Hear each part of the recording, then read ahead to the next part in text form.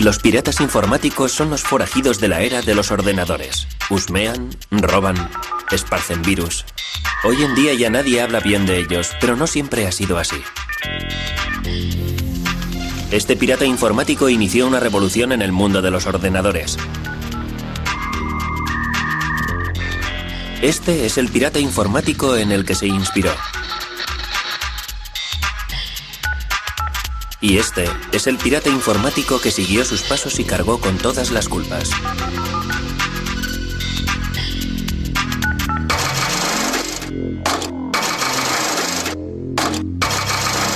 Historia secreta de los piratas informáticos.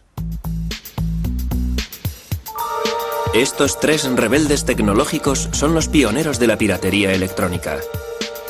Para Steve Wozniak, la piratería informática es algo que tiene que ver con la creatividad. Logramos que la humanidad sufriera un gran cambio con aquellos pequeños ordenadores. Para John Draper, la piratería informática consiste en experimentar. Consiste en desmontar algo para mejorarlo, para conseguir que haga cosas diferentes, cosas más inteligentes. Ah, sí, hola, es Steve. estupendo ¿Qué tal volver te va, a verte, chico? En cuanto a Kevin Mitnick, la piratería informática es una forma de subversión. Se trata de revelar conocimientos prohibidos, de hacer travesuras, de intentar ser más listo que los demás. Se trata de buscar información. Es un reto intelectual.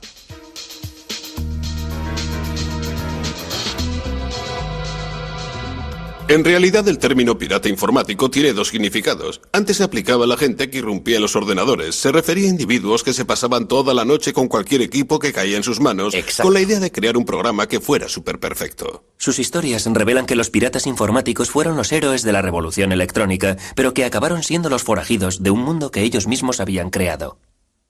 Hola. Hola. ¿Dónde va ese cable? Este cable telefónico va desde la casa hasta el cable grande que está en la parte superior del poste. Creemos que la piratería informática solo tiene que ver con los ordenadores, pero no habría existido sin la red telefónica.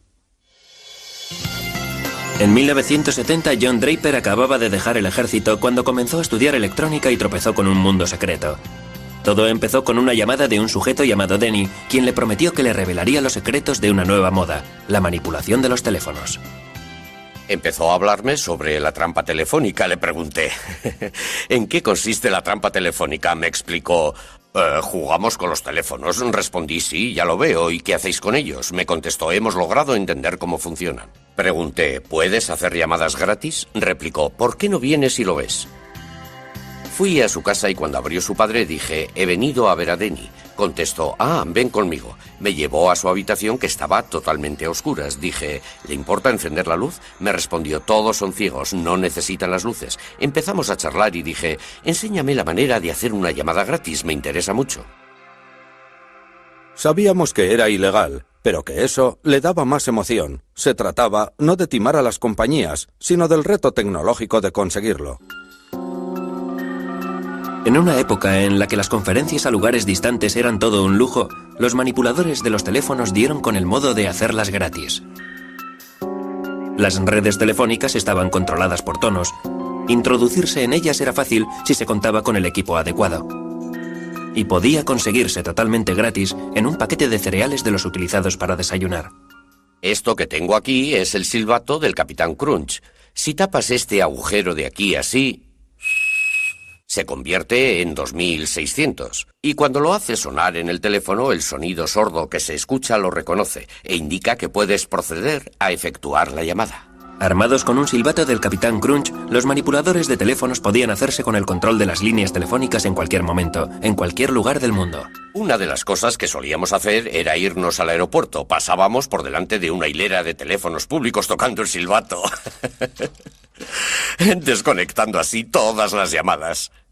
En la época en la que las llamadas se realizaban a través de operadoras, la manipulación de los teléfonos no era posible, pero cuando los paneles controlados por personas fueron sustituidos por sistemas mecánicos, los controles entraban en funcionamiento mediante el uso de diferentes sonidos. Para los manipuladores de teléfonos como el Capitán Crunch o Denny, las redes telefónicas eran un enorme terreno de juego tecnológico en el que había cantidad de sonidos y controles que explorar. Han pasado 30 años y se reúnen para recordar sus proezas. Hola, Denny. Hola. Hola. ¿Cuánto tiempo sin vernos? ¿Qué tal te va, John? ¿Qué tal te va? Denny, pasemos a la acción. Tengo que probar mi nueva caja. La regla de oro era que nunca había que manipular los teléfonos desde casa. Si lo hacías, las empresas de telefonía podían seguirte la pista. Mientras estuve con Denny, le recogía en la furgoneta Volkswagen. Vamos, Denny. Y nos íbamos a la zona rural más apartada que éramos capaces de encontrar en el mapa. Nos íbamos hasta allí y en un teléfono público empezábamos a piratear. Una vez que daban con los tonos que controlaban los interruptores, los manipuladores de teléfonos eran capaces de ir saltando de una línea a otra y de pasar de una ciudad a otra. Pero necesitaban algo que mejorase la emisión de los tonos. Ahí es donde entró en juego la experiencia técnica de John Draper, creando un artilugio al que llamaron la caja azul. Lo primero que hice fue crear la caja azul. La caja en sí se puede adquirir en una tienda de radios o en cualquier otro sitio. Es una caja normal y corriente tipo estándar. El teclado creo que lo conseguimos en un basurero o algo parecido. Aquí hay uno. La caja azul no es más que un aparato que emite tonos. Emite un cierto número de tonos que la empresa de telefonía interpretaba como tonos procedentes de sus propios equipos técnicos, aunque éramos nosotros quienes los emitíamos. Se convirtió en la llave del reino. Si, por ejemplo, quería una operadora en Nueva York, pulsaba 121 arranque y eso me ponía en contacto. Su llamada no puede ser atendida. Este es un anuncio grabado. Equipados con una caja azul, realizaron llamadas a todo el mundo, con frecuencia solo con la intención de divertirse, escuchando un mensaje grabado en un idioma desconocido. El hecho de que las empresas de telefonía permitieran que el sistema estuviera montado así era algo que me causaba asombro. No podía creer que resultara todo tan fácil. KP182 inicio. Los patrones de los números eran algo que de verdad me intrigaba. Tenía una gran facilidad de acceso a las empresas de telefonía pese a usar un sistema de acceso muy rudimentario. La tecnología de la caja azul fue el gran éxito de los manipuladores de teléfonos. Su red invisible se extendió y no pasó mucho tiempo antes de que los manipuladores empezaran a mantener contactos secretos a través de las propias líneas telefónicas. La mayoría de nosotros solo hablaba por teléfono por hablar. Solo hablábamos de lo que hablan los jóvenes, de sus amigas y de cosas por el estilo. Hablamos por teléfono con una operadora de California. Creo que los manipuladores de teléfonos solo actúan llevados por las ganas de divertirse. En aquella época, la red telefónica era uno de los sistemas más complejos que había, y que alguien conociera todos sus pormenores no dejaba de ser un descubrimiento importante. Los manipuladores de teléfonos no solo aprendieron a controlar los aspectos mecánicos, se convirtieron también en expertos en la manipulación de los empleados de las compañías, un arte que convinieron en llamar ingeniería social. Denny se hizo todo un experto en la llamada ingeniería social. Consistía en la habilidad de entrar en la empresa telefónica y hablar con su personal haciéndoles creer que trabajabas para su misma empresa de telefonía. ¿Qué tal te va, Ron? Bien, soy Bob. Tenemos que llevar a cabo una prueba de transmisión. ¿Qué tal te va, Ron? Bien, soy Bob, del despacho Alpine de Phoenix, Arizona. Desconectamos el manguito de plomo de la arandela y luego la volvemos a colocar. Podía llamar a la sala de organización, podía decir, les estamos hablando desde Fresno. Hemos detectado que están teniendo un error en la línea interurbana. Podrían decirme cuál es el número de dicha línea y podrían facilitarme el número de identificación y lo hacían. Finalmente, las empresas de telefonía se dieron cuenta de la intrusión. Muchos de nosotros recibimos advertencias varias veces de los agentes especiales de las compañías telefónicas, de los encargados de seguridad de las compañías. Las conferencias de los manipuladores pronto se llenaron de historias sobre investigaciones llevadas a cabo por agentes de las empresas de telefonía, sobre todo por el famoso señor Duffy. El señor Duffy decidió hacer una visita a Bill. La madre de Bill permitió al señor Duffy hacer todo lo que quiso. Uno de aquellos agentes especiales solía hablar conmigo a veces. También habló en algunas ocasiones con mi padre con la esperanza de que yo dejara todo aquello. Posteriormente, Duffy fue a visitar a Bill a la escuela. No creo que Bill le dijera nada. Dejábamos de hacerlo durante una temporada, pero como nos divertía, volvíamos a hacerlo una y otra vez. El señor Duffy pronto quedó eclipsado por una amenaza mucho más seria: ser expuestos a la luz en un medio de comunicación de difusión nacional, gracias a Ron Rosenbaum, un periodista neoyorquino. Fue como entrar en el mundo de los forajidos electrónicos de Alicia en el País de las Maravillas. Estaban enviando mensajes fuera de los canales convencionales y además estaban creando el miedo a la intromisión en las comunicaciones. Creo que los manipuladores del teléfono respondían a la paranoia generalizada que sentía el público respecto a los teléfonos y a las comunicaciones. Debido al movimiento antibelicista y a la reacción del FBI, todo el mundo pensaba que su teléfono estaba intervenido.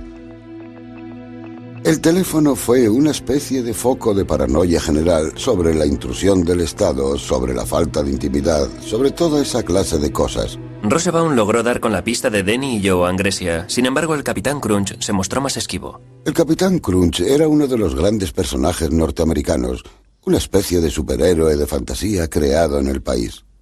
Todos los que fueron entrevistados por Ron Rosenbaum habían mencionado al Capitán Crunch. Por esa razón le llamé y le dije, no nos gustaría que publicara usted ese artículo porque, en serio, no es una buena idea. El Capitán Crunch estaba muy preocupado porque no hacía más que repetirme, haga lo que haga, no quiero que esta información caiga en manos de los radicales. Él tenía la sensación de que aquello podría llegar a paralizar el sistema de telefonía de los Estados Unidos e incluso colocar a los Estados Unidos bajo el yugo nuclear de la Unión Soviética. El artículo de Ron Rosenbaum sobre los manipuladores de teléfonos fue publicado en la revista Esquire en octubre de 1971. Acudí a la biblioteca, leí el artículo y no podía creerlo. Era tan revelador, me dije, oh Dios mío. En aquel momento me di cuenta de que la manipulación telefónica, tal y como yo la había conocido, había muerto. Se lo leí a Denny entero por teléfono. Todo el mundo recibió su llamada. Una de las últimas llamadas que hicimos fue para leer el artículo a todos porque no podían leerlo. No daban crédito a aquello. Les dije, chicos, estáis acabados. No debisteis permitir que aquel tipo hablara con vosotros. No teníais que haberle proporcionado toda esa información. Después del artículo del Esquire, todo el mundo se subió al carro. Hola a todos. ¿De quién es el número 2374059? Mío y de Paul. Después, todas aquellas fuerzas tan poderosas se unieron sobre todo con la idea de robar. En algunos casos no pasó de una especie de vandalismo juvenil, ya saben, del tipo de estoy haciendo algo malo a que es chulo, pero en otros casos hubo afán de lucro. Bueno, en nuestro programa acelerado para cazar a los manipuladores de teléfonos que cada vez tienen más éxito, detectamos que algunos son hombres de negocios, detectives privados, agentes de bolsa, concesionarios de coches. Hasta hemos detectado a algunos que pertenecen al crimen organizado. La reacción afectó a los pioneros de la manipulación telefónica tan duramente como afectó a sus parásitos. Atraparon a los de Los Ángeles, atraparon a los de Seattle, atraparon a los neoyorquinos. Crearon jurados de investigación que lo analizaron todo. Y claro, todos los que atraparon tenían mi número.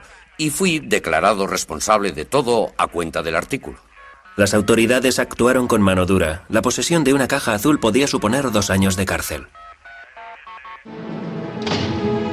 El Capitán Crunch fue acusado de un delito federal de fraude a las empresas de telefonía y pasó 4 meses en la cárcel. La manipulación de teléfonos estaba muerta, pero no enterrada. Estaba a punto de estallar una revolución tecnológica a escala mundial, y el Capitán Crunch todavía seguía allí para servir de inspiración a una nueva generación de piratas informáticos. La piratería había nacido como una exploración divertida de las redes de telefonía, pero todo aquello iba a cambiar con la creación del ordenador personal, una revolución tecnológica que los propios piratas informáticos habían inspirado. Un elemento clave en la revolución fue Steve Wozniak, un joven estudiante de ingeniería cuyo mundo había quedado patas arriba tras el artículo del Esquire sobre las cajas azules. Fue el artículo más sorprendente que jamás había leído. Hablaba de ingenieros y técnicos como yo que se habían burlado de las empresas de telefonía y que habían creado redes que nadie pensaba que existían. A Wozniak le entusiasmó tanto el artículo que empezó a montar su propia caja azul. Al principio solo puse algunos de los chips que yo mismo había diseñado en una tabla y empecé a soldar cables. Por esa razón, cuando acabé el montaje de la caja azul, algunos tonos estaban bien y otros mal. Empecé a buscar al Capitán Crunch. Una vez que su tapadera había quedado hecha añicos por el Esquire, John Draper intentó pasar totalmente desapercibido.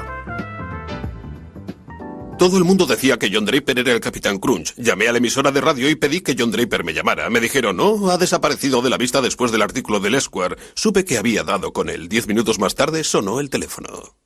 Exclamé, Dios mío, qué malas noticias. Era él, nos dijo que vendría a Berkeley a reunirse con nosotros en el dormitorio. Tuve la sensación de que el que venía a casa era el mismísimo presidente. Fui allí sin saber realmente qué era lo que estaba pasando. Wolf quiso que le enseñara a utilizar la caja azul. Él acababa de montar una. Me había hecho a la idea de que se trataba de un tío muy ligón y resultón con las chicas, y cuando se presentó en la puerta de alguna manera no coincidía con la idea que me había forjado de él. Dijo, soy el Capitán Crunch. Dije, bien chicos, la verdad, no creo que tenga ganas de hacer esto. Me contestó, está bien. Me sentí todo un héroe. Añadí, me imagino que no pasará nada. Al fin y al cabo, estoy en un dormitorio y será muy difícil que alguien detecte la llamada. Woz me preguntó, ¿podemos telefonear al Papa? Le contesté, pienso que sí.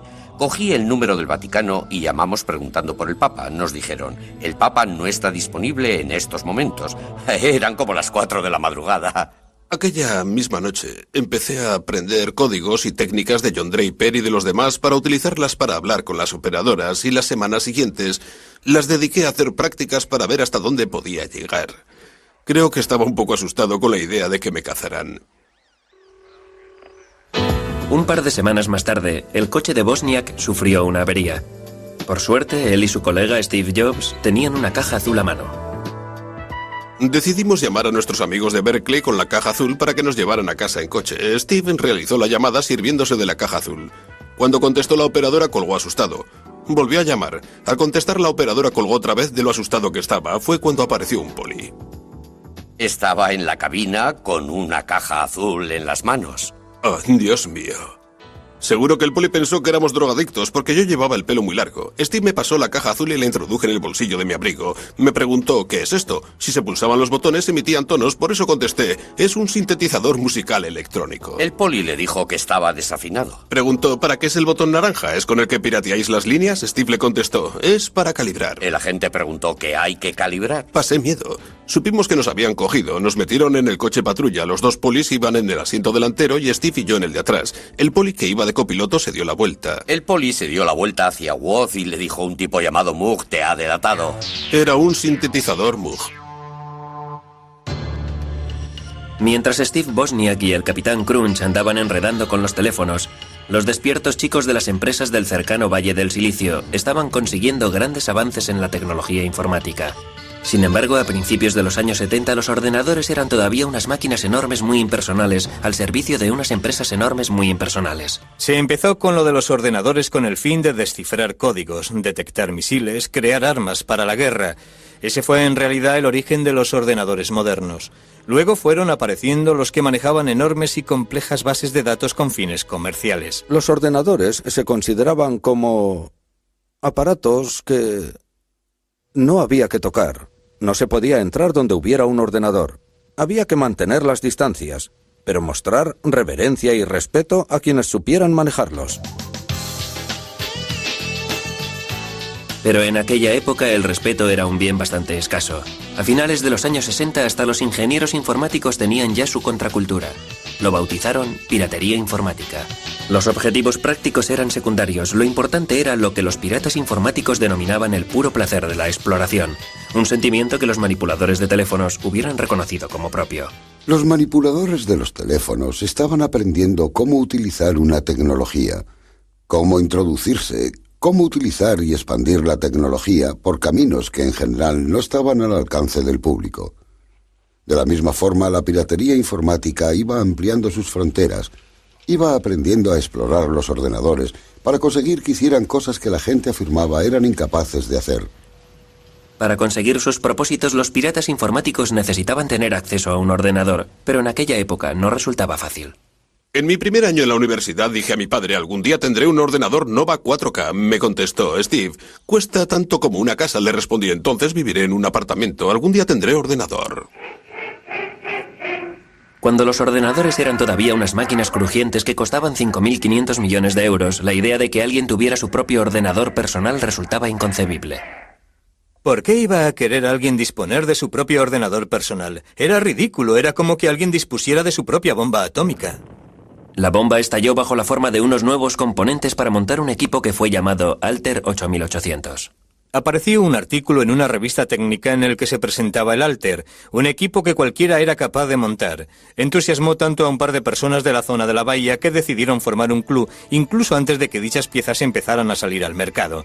Se reunieron solo para compartir información. Lo bautizaron Club Informático Casero. Una noche de marzo de 1975 se congregaron 30 personas en un garaje para contemplar aquella extraña caja. Entre ellas se encontraba Steve Wozniak. Dentro de la caja había montado una red que llegó a fascinarles incluso más que la red telefónica. Estábamos dentro del garaje. Fuera estaba oscuro y estaba lloviendo. La puerta del garaje estaba abierta y todo el mundo empezó a hablar sobre ordenadores. La caja del Alter no tenía nada de especial. Venía desmontado. Una vez que lo montabas, movías las clavijas y empezaba a funcionar, pensabas, vaya, es bonito de verdad. Pero ¿qué puedo hacer yo con esto? Lo que hicieron fue programarlo para que interpretara Daisy. 15 años antes, los ingenieros informáticos habían conseguido obtener la melodía con una máquina del tamaño de una casa. En aquellos momentos, los piratas informáticos estaban consiguiendo lo mismo con un ordenador casero. Aquella primera reunión despertó tanto mi interés que los encuentros bisemanales se convirtieron en lo más importante de mi vida. Al club casero enseguida se le quedó pequeño el garaje. La piratería informática estaba ganando terreno. Alguien se levantaba y preguntaba, ¿tengo este problema? ¿Sabe alguien resolverlo? O, ¿recordáis que se mencionó este problema en el club hace 2 semanas? Ya tengo la solución. Fue un formidable intercambio de información. En el club me dediqué a pasar esquemas a todo aquel que quisiera hacerse con ellos. Saqué toneladas de fotocopias porque me sentía orgulloso de que vieran mi trabajo. Lee Felsenstein se convirtió en el moderador del club. Lo organizó todo muy bien, respetando el talante de nuestro cometido, que consistía básicamente en compartir toda la información. No atrajo a gente de nivel y que había tenido éxito en las empresas, a empresarios. No atrajo a ingenieros, de verdad. El prototipo de ingeniero se sentía bloqueado por ese sentimiento de... he de contar con permiso para hacer algo que no se ha hecho hasta ahora. Sin embargo, nosotros estábamos allí porque no necesitábamos ningún permiso. Los piratas informáticos se pusieron a trabajar para conseguir lo imposible, la creación de sus propios ordenadores. Sentíamos fascinación por contar en nuestras manos con la tecnología informática, por ser capaces de llegar a controlarla. Cada vez que alguien traía un ordenador al club, lo primero que hacía la gente era ponerse rápidamente a trabajar, a desmontarlo, a aprender todos los trucos y asediar a su creador con trillones de preguntas. ¿Cómo funciona? ¿Qué es eso? ¿Eso va ahí? ¿Qué clase de máquina es esta? Fascinados por la tecnología experimental, a los piratas informáticos no les importaba lo que sus ordenadores fueran capaces de hacer. Nadie tenía una razón práctica para querer poseer un ordenador personal. Siempre se inventaban razones como llevar bien el balance de las cuentas, o guardar unas recetas, o controlar cosas de la casa, pero casi nadie hacía nada de eso. Eso es sentimiento de culpabilidad. ¿Acaso se le pregunta a alguien, está muy bien, pero ¿qué haces con tu tren a escala? Nada, juego con él, disfruto con él, es divertido enredar con él, me divierto experimentando con él. Pero con aquellos experimentos se lograron auténticos avances. Empecé a darle vueltas a las cosas en mi cabeza y creé un pequeño truco que consistía en que si tenía unos pocos datos y los encerraba en un círculo, resultaba, por extraño que parezca, que si los sincronizaba bien, en la pantalla aparecían colores, como si se tratara de una televisión en color. Estoy convencido de que las cosas más importantes con las que contamos hoy día en los ordenadores fueron creadas por ellos. Los miembros del club lograron que los ordenadores hicieran cosas impensables. Crearon juegos y música con ellos, crearon gráficos y programas de dibujo. En el club, la piratería estaba viviendo su época dorada. Steve Wozniak trabajaba día y noche en su garaje con el fin de crear un ordenador perfecto. Yo creo que Woz fue el pirata informático más grande de todos. Era capaz de diseñar hardware, era capaz de diseñar software a partir de un lápiz y papel y hacer que funcionara. Todos los que echaban un vistazo a los circuitos que yo hacía decían, vaya, este individuo no se limita a hacer lo que enseñan ahí fuera. Él era capaz de hacer cosas que los demás no hacían, de establecer conexiones que los demás no hacían. Lo que me gustaba de los piratas informáticos es que tenían una forma distinta, una mejor forma de ver aquel mundo que les permitía establecer todo tipo de conexiones. Los piratas informáticos experimentaban con cualquier hardware o software al que podían tener acceso aunque no fuera suyo. Sin embargo, no todo el mundo tenía la idea de compartir. En 1976, el Club Casero recibió una carta hiriente de otro pionero informático. La mayoría de los aficionados a la informática han de ser conscientes de que se apropian de software que no es suyo. ¿A quién le importa si se paga o no a la gente que trabaja en ello? Lo que hacen es robar. En el que después se convertiría en un momento clave en la historia de la industria informática, Bill Gates escribió una carta desairada a los miembros del club en la que decía: «Un momento, yo escribí esto por dinero, no podéis distribuirlo, no es gratis, es trabajo». La carta de Bill Gates fue un presagio de lo que se avecinaba. Los ordenadores personales estaban a punto de convertirse en un gran negocio, tal y como Wozniak descubrió cuando su invento de garaje se transformó en el primer ordenador Apple. Cuando creó el Apple I, no le preocupó lo más mínimo haber inventado un nuevo producto. Él solo quería un ordenador que funcionara como él quería que funcionara, con todas las particularidades y características de diseño que a todo aficionado le gustaría que tuviera su ordenador. Steve Jobs, su compañero de universidad, que no había intervenido en la creación del hardware ni del software, dijo: «¿Sabes? Podríamos venderlos». Wood le respondió: «Tranquilo, hombre, tranquilo». La nueva empresa de Wozniak y de Jobs pronto creó el Apple II tras el Apple I. El ordenador de aficionado de Wozniak se convirtió en un producto de consumo muy apreciado. El Apple II introdujo la idea de que lo que se compraba era una caja de plástico parecida a una radio o a un aparato de alta fidelidad. Uno se lo llevaba a casa, lo enchufaba y empezaba a funcionar. Al tener que montar los primeros Apples a mano en el dormitorio de Wozniak, el proyecto no tenía visos de ser muy ambicioso. Pronto fue muy diferente. Steve me llamó por teléfono y me dijo: «Adivina, tengo un encargo de 54.000 euros».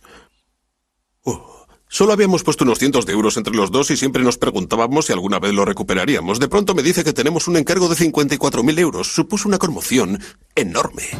En 1982 las ventas de Apple habían superado los 540 millones de euros anuales. La piratería informática y los negocios no eran compatibles. Los días del club cibernético casero estaban contados. Quizá acudí a unas cuantas reuniones más del club, pero empezó a dejar de ser lo más importante de mi vida. Lo más importante empezó a ser la empresa, Apple Computers. Tenía que dedicar más tiempo y energía a los productos que iban a salir a la venta. Al formarse empresas del tipo de Apple, al transformarse en negocios serios, tuvieron que empezar a introducir secretos. No podían contar a sus colegas del club informático casero cuáles eran sus planes para los nuevos productos, en qué estaban trabajando, porque sus competidores podrían haberse infiltrado allí y decir: «Caray, ¿Apple está haciendo eso? Hagamos nosotros algo parecido».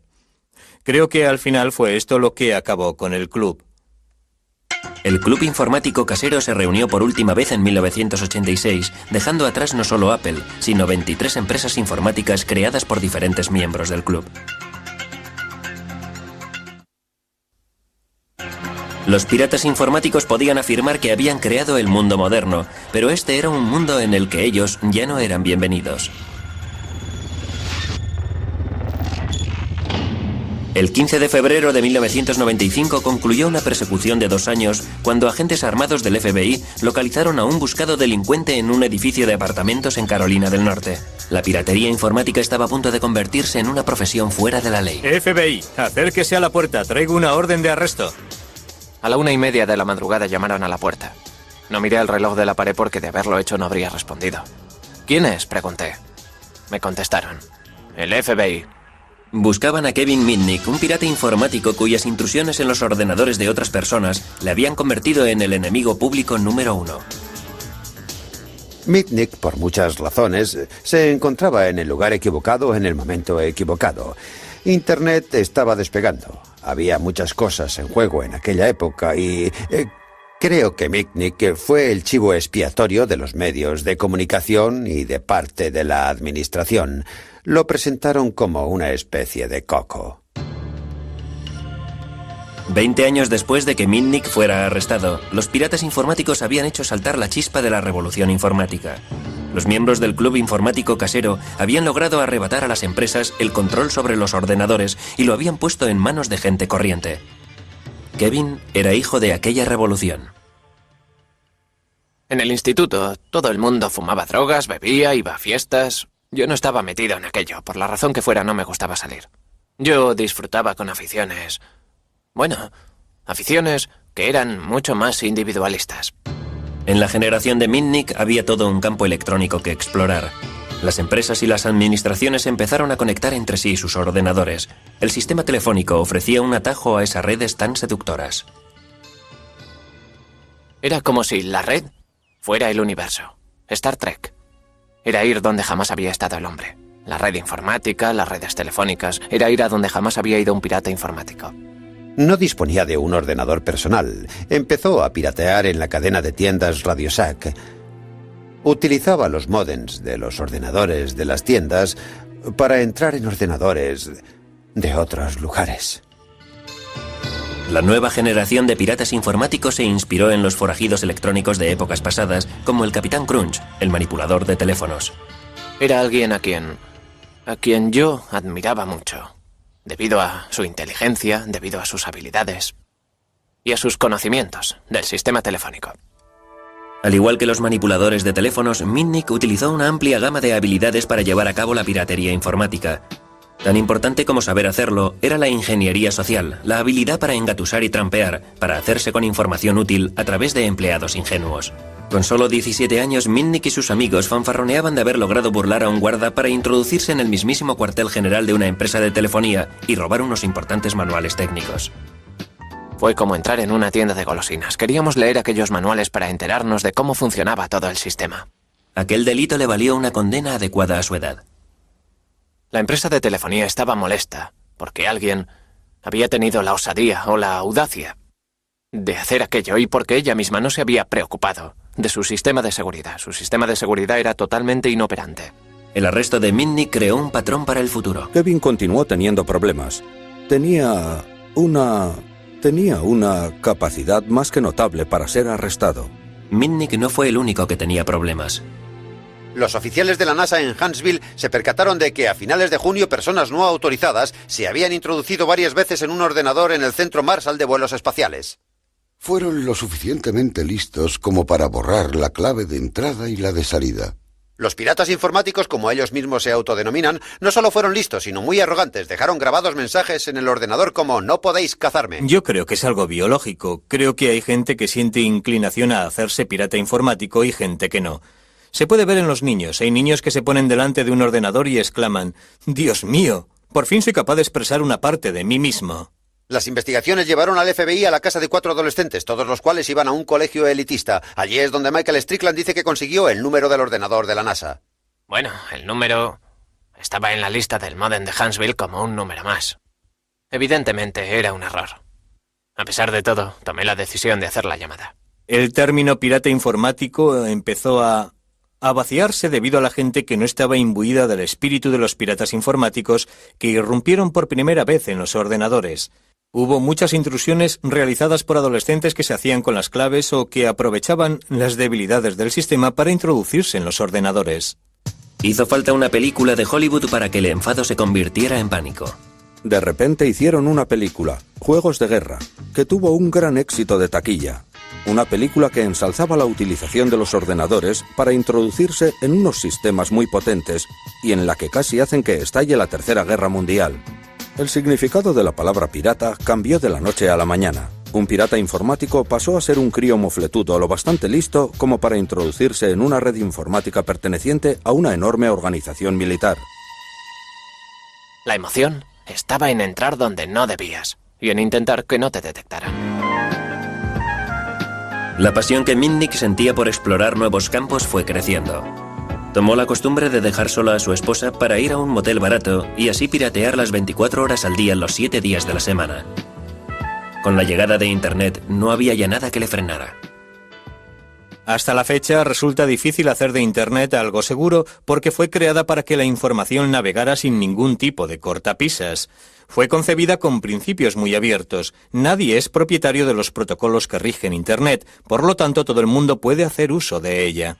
Pero el tiempo pasaba rápido, la frontera de los piratas informáticos había desaparecido. Internet iba a convertirse en una herramienta de trabajo. Los piratas ya no eran bien recibidos. A finales de los años 70 y principios de los 80, te animaban a practicar la piratería informática. Era lo que se llevaba. no era considerada un delito, sino más bien pura agudeza. Era una afición divertida. La sociedad que me rodeaba, la de mi entorno, fue cambiando. Yo estaba tan metido en la manipulación de teléfonos y en la piratería informática que no me percaté del cambio que se estaba dando en la sociedad de mi entorno. Sentía por ellas auténtica pasión e interés.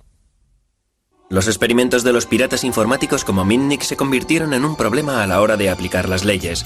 Las cosas habían cambiado. Aquel no era ya el mundo en el que había crecido el club informático casero. La piratería pasó a ser asunto del FBI. Los delitos informáticos se han hecho cada vez más importantes a medida que los ordenadores han ido entrando cada vez más en Internet. Nos llegan muchas más quejas. Era un nuevo tipo de delito. No había ventanas rotas, coches que se daban a la fuga, ni huellas dactilares. Tuvimos que ponernos al día no solo en las nuevas tecnologías, sino que también en las técnicas innovadoras utilizadas por los delincuentes. Pero Mitnick fue eligiendo objetivos cada vez más grandes. En 1988 pirateó la red de DEC, un gigante de la informática, y copió detalles de su software que eran de alto secreto. No pasó mucho tiempo antes de que el FBI fuera a por él. Abrimos una investigación sobre el robo de software referente al desarrollo de un sistema operativo de la Digital Equipment Corporation. Mitnick fue arrestado en 1988. En 1989 fue declarado culpable y posteriormente cumplió condena en una cárcel federal. DEC declaró que el pirata lado oscuro le había causado daños por valor de 4.300.000 euros. En el juicio, Mitnick se dio cuenta del miedo que el mundo sentía por los piratas informáticos. Hubo un fiscal que en el juicio se acercó al juez federal y le dijo: si el señor Mitnick se acerca a uno de los teléfonos que utilizan los reclusos para hacer sus llamadas, sería capaz de iniciar una guerra nuclear. Yo estaba allí sentado ante el juez. No daba crédito, fue ridículo.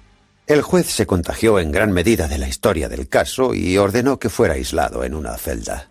Me tuvieron aislado en una celda durante 8 meses, basándose en el temor de que fuera capaz de iniciar una guerra nuclear a través de un teléfono. Creo que solo le sacaban de la celda 1 hora al día, y para hacerlo le ponían los grilletes.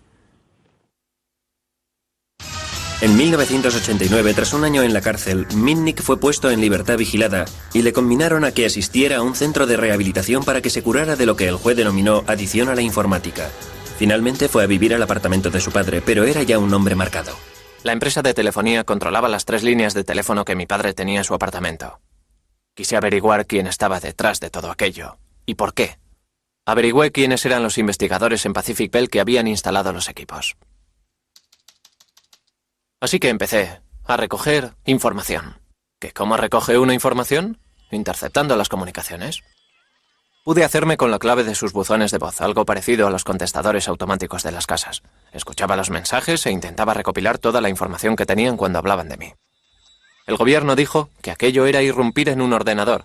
Emitieron una orden de arresto porque había violado mi libertad vigilada. En fin, eso es lo que pasó. Así que aquello me irritó muchísimo y dije: cogedme si podéis. En diciembre de 1992, cuando el FBI fue a detener a Mitnick, este había volado. Se fugó porque no se fiaba del gobierno, no se fiaba del FBI y estaba convencido de que si hablaba con ellos le meterían otra vez en la celda, en una celda de aislamiento. Estaba dispuesto a hacer lo que fuera para no volver de nuevo a aquella celda. Fue toda una aventura. Me fui a otra ciudad, a un hotel, encontré un sitio donde vivir, encontré trabajo en un bufete de abogados y empecé una nueva vida a partir de cero. Pero claro, tuve que reconstruir el pasado. Lo hice sobre mí mismo, inventándome referencias. Creé una nueva identidad en la que así podría apoyarme. Conseguí información completa de todos los que se habían licenciado en Ciencias de la Información. Luego busqué un nombre que me gustara, claro. Y di con el nombre Eric Weiss. Yo ya sabía que Eric Weiss había sido el verdadero nombre de Harry Houdini.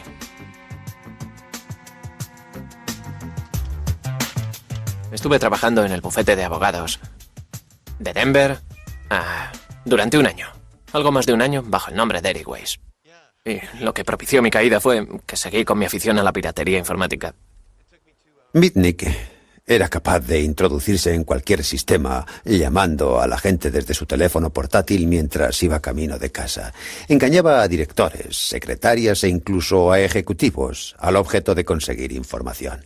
Mitnick siguió pirateando con una sola intención: ir por delante de la ley.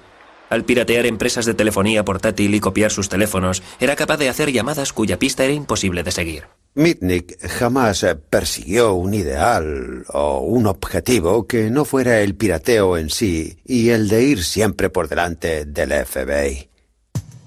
La fama de Mitnick se extendió muy pronto. En el verano de 1994, el fracaso del FBI en la detención del forajido informático ocupó los titulares de la prensa gracias al periodista John Markov. Se trataba de una buena historia, es decir, era un joven que ya había sido arrestado y que lograba zafarse de la ley gracias a sus habilidades. Sencillamente, era una buena historia. Fue el quien creó el mito de Kevin Mitnick, el John Dillinger del ciberespacio. Creo que presentaron más de 60 denuncias sin pruebas que figuraban como hechos, como por ejemplo que había irrumpido en el NORA. Contaron historias falsas sobre el banco Security Pacific y que había pinchado los teléfonos del FBI.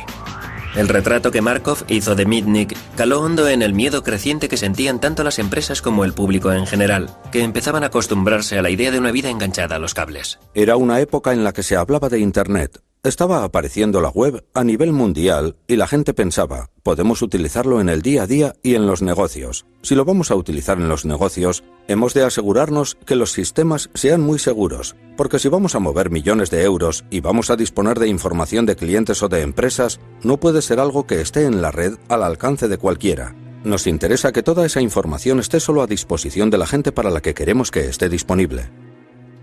Todo el mundo depende de los ordenadores. Los transportes, los bancos, la bolsa. De alguna forma la informática está presente en todo lo que hacemos. Cuando levantamos el teléfono, también es pura informática.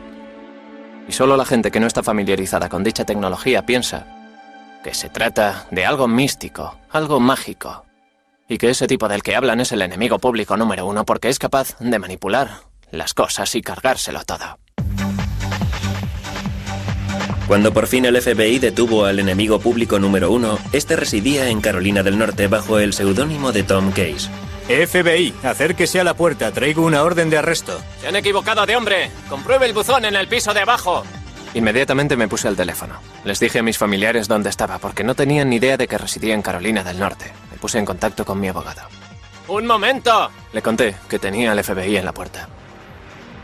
Y acabé abriendo la puerta, solo un poco, para mirar. ¿Quiénes son ustedes? Inmediatamente empujaron la puerta y preguntaron, ¿es usted Kevin Mitnick? Respondí no, y dije, me llamo Tom Case. ¿Por qué han irrumpido ustedes en mi casa? ¿Acaso no comprueban los buzones antes de importunar a alguien? Hice el papel de ingenuo y de que estaba enfadado. ¿Traen una orden de registro? La tenemos si es usted Kevin Mitnick. Dije, ya, pero no soy Mitnick. ¿Dónde está la orden? Y me dijeron, queremos llevarle al cuartel general del FBI para comprobar sus huellas dactilares y ver si realmente es usted o no Kevin Mitnick. De acuerdo, dije, por supuesto. Y añadí, deme su tarjeta, dígame a qué hora quiere que me presente mañana y allí estaré. Me dijeron, no, tenemos que llevarle ahora mismo, no tenemos ningún interés en que esto se retrase. Arrestadle, ponedle las esposas. Y así me arrestaron. Mitnick volvió a estar entre rejas. En aquella ocasión se enfrentaba a 25 cargos por fraude telefónico e informático. El caso era tan complejo que Mitnick se pasó 4 años y medio en una celda antes de ser llevado a juicio. Estuvo retenido en una cárcel del condado. Le golpearon, le hicieron un montón de cosas para que se enterara de que el gobierno estaba dispuesto a aplicar mano dura. La administración le dejó bien claro que podía ser acusado en distintas jurisdicciones, que podría enfrentarse a juicios múltiples. Durante mucho tiempo no hubo pruebas en su contra. El único juicio que Kevin Mitnick tuvo fue el que se llevó a cabo en el New York Times y en los medios de comunicación. Mitnick fue acusado de robar 86,5 millones de euros en concepto de software a las empresas que había pirateado. Como defensa, él se basó en la ética del pirata informático, que dice que copiar software no es robar. Para cometer un fraude informático tienes que quitarle a alguien su dinero o sus bienes y... En mi caso no se habló de dinero y en cuanto a lo de los bienes...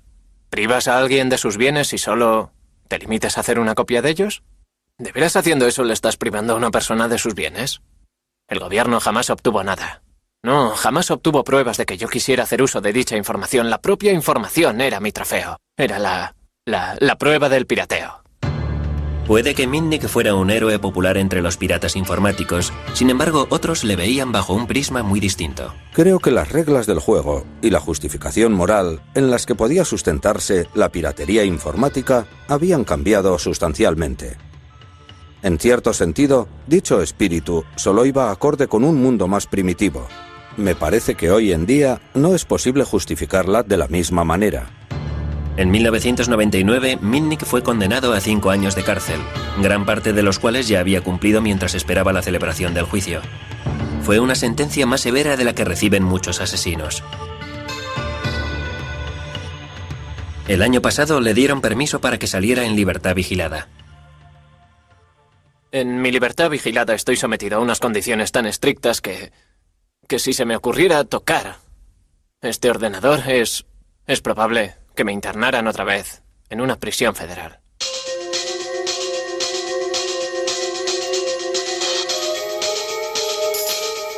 Puede que a Mitnick le hayan prohibido que toque un ordenador. Sin embargo, le está permitido reunirse con sus héroes, los piratas informáticos, el Capitán Crunch y Steve Wozniak. Es puro sensacionalismo hacer que los piratas informáticos representen una amenaza a nuestra forma de vivir, a nuestra seguridad, a nuestro dinero y a todo lo demás que hay en el mundo. La gente no acaba de entender a las mentes curiosas. Siempre habrá un grupo de jóvenes brillantes y técnicos que hurgarán y se preguntarán ¿qué es esto? ¿Qué pasaría si...? A estos pioneros les resulta muy difícil hacerse a la idea de que el pirata informático es actualmente un forajido. Lo cierto es que el mundo ha cambiado y lo único que queda son bonitos recuerdos y reliquias de un pasado glorioso. Oh, hace 30, 40 años o algo por el estilo. ¿Os trae eso viejos recuerdos? Claro que sí. No hay nada que yo cambiaría por el éxito que tuvo Apple, excepto el año que pasé en Berkeley. Y antes de eso ya existía el silbato del Capitán Crunch.